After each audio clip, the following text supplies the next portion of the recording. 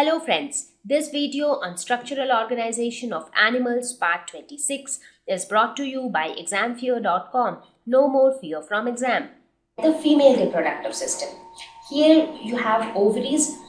One pair of ovaries is attached at the intersegmental septum of the 12th and 13th segment. You remember intersegmental septum. What is that? Okay, so ovaries, where do we see the ovaries? These pair of structures is nothing but ovaries. So what do they do? Ovaries are those organs which produce the egg. So they will basically produce egg. Then there is an ovarian funnel which is present beneath the ovaries to continue into oviduct. So this is your ovarian funnel. You see a funnel-like structure. What does it do? It is present just below the ovaries, so that when the ovaries release the eggs, it can just take that and it can connect it to the oviduct. So this is ovarian funnel. Then there is a female genital pore which exists singly open on the ventral side as a single median female genital pore on the 14th segment. So if you see on this 14th segment, somewhere here, from this side it is not visible, but it is present ventrally at the middle. So basically this ovaries will release eggs. Eggs will get into this ovarian funnel, and then through this oviduct, that is the tube-like structure, it will go out through the female genital pore. So there is just one female genital pore, but there is a pair of male genital pores. So male genital pores exist in pairs, but female genital pore is only one, right? So from here, the female genital pore will be released outside. So now, what do you understand from whatever we have discussed? Now, earthworm will produce the sperms using the testes, seminal vesicles, and it will pass through this vas deferens, and then it will be given to some other earthworm through this male genital pore. That is one part. Now, this earthworm, in order to reproduce itself, what it will do, it will take sperms from some other earthworm through the spermatheca and store them in spermatheca. Okay, now it will produce eggs from ovaries, and that will be released via the female genital pore. So now you have the eggs are released from female genital pore, and the male sex cells are present in spermatheca. Now the question is how both will meet, how the male sex cells in the spermatheca will fertilize the egg which is present in the female genital pore. So that is what we will see when we talk about the process of reproduction. But this point is clear, right? If it is not clear, please recap and view it again. Now we will try to understand the process of reproduction. Please understand it very carefully so that you don't have any confusion. The first step that happens for reproduction is that exchange of spermatophores during mating. Okay, so the first step is exchange of spermatophores during mating. As I said, here mating happens between two earthworms just to exchange their packets of sperms. So spermatophore is nothing but a packet containing the sperms. So how do they do this? This is how they do it. So this is one earthworm, this is another earthworm. So this dark colored structure represents the clitellum. Okay, so now what happens from here? The place where they are joined together, this will give its sperm to this one, and this will give its sperm to this one. So now if you look at it very closely, you will see that the area where they receive sperm, that is on the front side. That means on the front side of both the earthworm is the place where they receive sperm, and on the back side is the area where they give sperm, right? So that is why they align themselves in a position such that the front side of one overlap with the back side of the other, again the back side of the first overlap with the front side of the other, so that they can, suppose this will give its sperm and this can take it, again this will give its sperm and this can take it, right? So that is how they'll exchange the spermatophores during mating. After that, what happens? The earthworm, so now they both have their sperm packets in their spermathecae. Now the earthworm will develop a tube-like structure around it which is slimy in nature and which is filled with a fluid. So this is how it will do it. So this was the clitellum, and around the clitellum a tube-like structure is formed which is filled with fluid, right? Okay, this is the second step. Now the earthworm will start to move out of the slime tube. So this is the tube, and the earthworm gradually starts to move forward.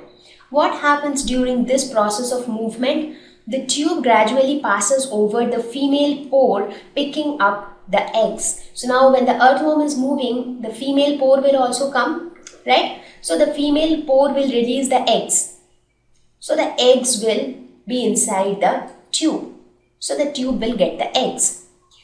Again, the tube will pass over the male pore called the spermatheca, which has the stored sperm called the spermatozoa. So again, the tube will also have the spermatheca. So spermatheca will also produce the male sperms. So both the male sperms and the female cells, both will be deposited, or both will be dropped by the earthworm inside this tube. And then fertilization will take place, and the slime tube closes off as the worm moves completely out of the tube. Now what is the situation? The earthworm has dropped the female sex cell. The earthworm has dropped the sperms. So the eggs and the sperms are now not in the earthworm body. It is in that tube. So now what will the earthworm do? The earthworm will just move out. So now what is left out? This tube, the slime tube with eggs and sperms. And eggs and sperms are the things which we need for fertilization. So now what will happen? This slime tube will close on both the ends. Both the ends it will get closed, and it will form a structure which is known as egg cocoon, something like this. So this cocoon which is formed, it is like a shell inside which the fertilization happens and a small worm starts forming. So these fertilized eggs will later develop into young worms. So this is the process of reproduction of earthworm. So it is pretty interesting as well as pretty simple. So even though it is bisexual, that is it has both male and female reproductive organs, but still mating happens to exchange the sperms. Now once the sperms are exchanged, then the fertilization happens between the exchanged sperm and the egg.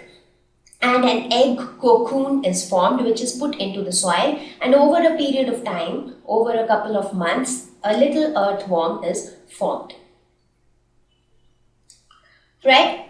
So with this, we have reached towards the end of our discussion on morphology and anatomy of earthworm. So what did you observe? We observed that earthworms also have a distinct digestive, respiratory, excretory, reproductive system. Right? We talked about the significance of having segments. We talked about how do they locomote, how do they move from one case to another, how blood circulation takes place. Now, after studying so much about earthworms, let us see why are earthworms called farmer's friend.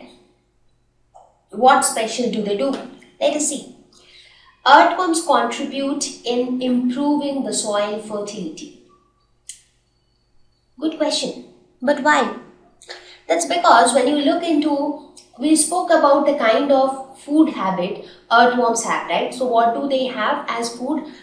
They take up soil, and in that soil there are some dead or living organic matter mixed up. So it feeds on all those stuff. So when the process of digestion happens, it only selects those matter which it wants to have, and the undigested part is thrown out through the anus as excreta. Now, excreta of earthworm is often known as worm castings. So they are called worm castings. That is nothing but excreta of earthworm. Now these worm castings are very, very beneficial to improve the fertility of the soil, and it also contains many nutrients which are very, very useful for the plant. So now since earthworms live on soil, so they will throw out their excreta Obviously on the soil. So the fertility of the soil is increasing, the plants are also improving because they are getting more nutrients. So earthworm castings contain nutrients useful for plants. Burrows in the soil allow air, water and nutrients to reach deep within the soil. Again, as I was talking about, there is the mouth covering, you remember, prostomium, which acts like a wedge in order to burrow into the soil. So when they dig into the soil, that digging actually helps, because when you dig the soil, the deeper layers of the soil also get some air, also get some water and nutrients. So it increases the quality of the deeper layer of soil. So that ways earthworms are said to be farmers' friend, because farmers always have this intention of growing good crops, growing a lot of crops, increasing the soil fertility, and earthworms help in all of them. So that is why, as you can see in the picture, whenever you see an earthworm around the roadside or on the streets, what should you do? You should not kill it. You should pick it up and bring it back home. And what is the home of the earthworm? A garden or a land where you have soil, plants, etc. In that case, the earthworm will also be living, and it will also give some benefits to the plants. Right? So with this, I have come to an end on the discussion on earthworm. So the next organism which we are going to talk. Thank you. Please visit www.examfear.com to watch more videos, attempt free online test, get free study material, find tutors and mentors. Thank you once again.